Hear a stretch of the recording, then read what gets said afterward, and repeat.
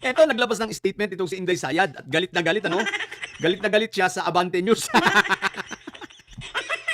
Galit na galit siya kasi daw yung kanyang mga kumalat na, 'di ba, itong kanyang, pagbabanta na naman na sabi niya yung asawa niya 'pag ng babae, magha-hire lang siya ng ano, ng riding in tandem na halagang tigpa 5,000 para ipapatay yung kanyang asawa, parang gano'n 'no, para ipabaril.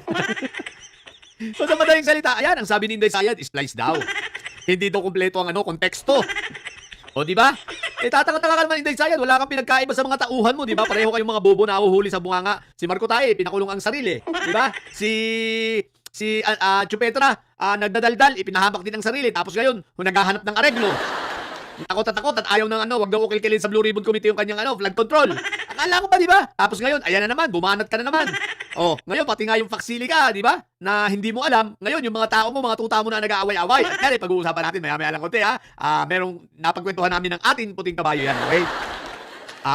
So ngayon, ito. At ano pangalan ito? So nagbigay ng statement si Inday Sayad, galit na galit kasi ini-splice daw. Kung hindi ka pala naman bobo, kung ano-anong sasabihin mong splice, kung anong sasabihin mong buuin yung konteksto, kahit panoorin ng buo, wala namang mababago, talaga namang sinabi mo.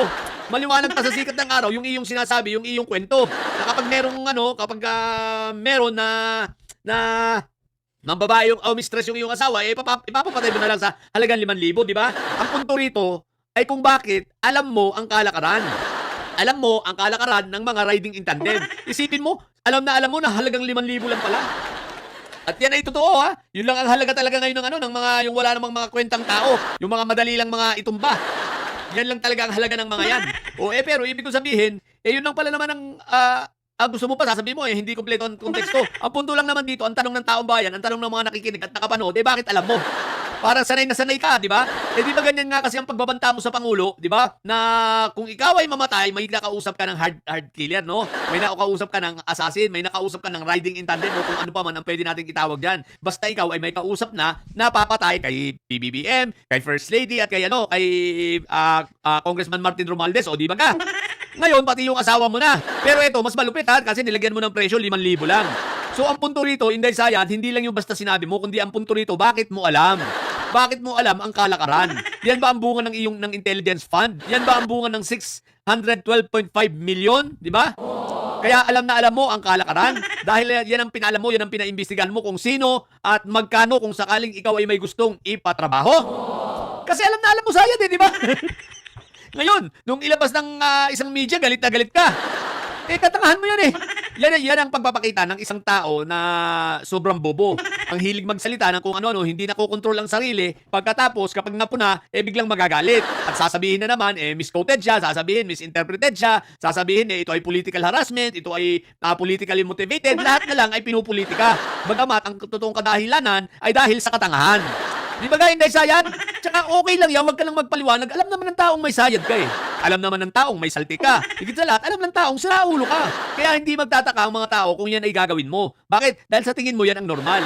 Ngayon, magtataka ang taong bayan kung ikaw ay biglang magiging mabait. Magtataka ang taong bayan kung halimbawa kung ikaw ay hindi magiging ganyan magsalita. Yan ang kataka-taka.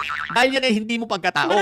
Ang totoo mong pagkatao, Inday Sayad, ay isang taong siraulo, isang taong may sayad, isang taong may saltik. O di ba ka?